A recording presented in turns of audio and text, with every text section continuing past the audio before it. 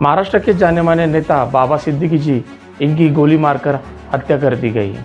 कुछ लोगों को गिरफ्तार कर लिया गया है, कुछ लोगों की तलाश अभी भी जारी है। आइए थोड़ा मोटा मोटी जानने की कोशिश करते हैं कि हमारी न्याय व्यवस्था एग्जैक्टली इन मामलों में कैसे काम करती है, पुलिस इन्वेस्टिगेशन कैसे होता है। तो दोस्तों, इन्वेस्टिगेशन की शुरुआत एफआईआर से होती है।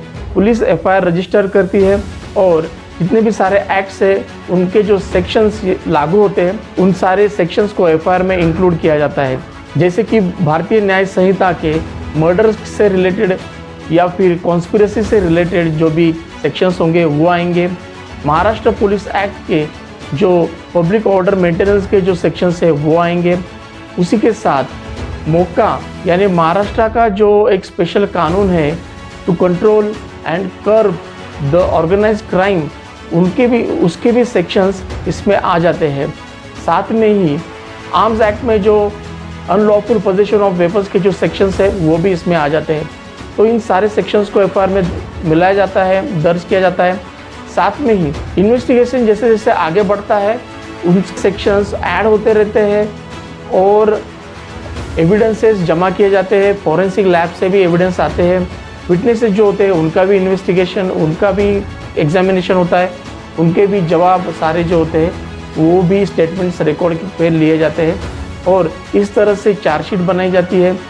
चार्जशीट बनने के बाद जुडिशल सिस्टम का ये काम ही है कि जितने भी सारे जो एविडेंसेस जमा किए उनका वेरिफिकेशन होगा।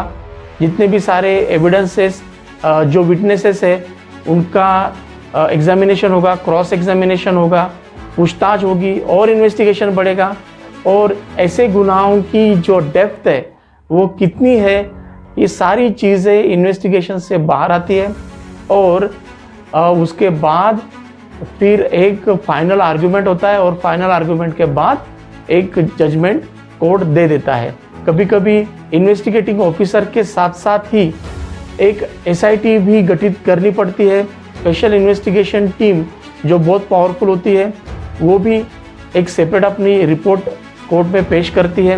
वैसे देखा जाए तो पास्ट में भी काफ़ी ऐसी वारदातें हुई है, जैसे कि नरेंद्र दाभोलकर साहब जो थे महाराष्ट्र के, उनकी हत्या हुई है। गोविंद पानसरे जी की हत्या हुई थी, या फिर कलबुर्गी और गौरी लंकेश जी उनकी जो हत्या हुई थी। ये सारी जो है ऑर्गेनाइज क्राइम और आइडियोलॉजी के खिलाफ जो काम करने वाले लोग होते हैं उनका जो एक ऑर्गेनाइज्ड नेटवर्क होता है उनको कैसे कंट्रोल किया जाए, कर्ब किया जाए, इसके लिए उनके लिए एक स्पेशल अप्रोच की ज़रूरत है, स्पेशल इन्वेस्टिगेशन की ज़रूरत है, सॉलिड इंटेलिजेंस एजेंसी की ज़रूरत है। तो इस तरह से ये सारी चीज़ें हम कंट्रोल में कर सकते हैं। आशा करता हूँ कि ये जो सारी इन्फॉर्मेशन मैंने आप तक पहुँचाई है आपको अच्छी लगी होगी। धन्यवाद।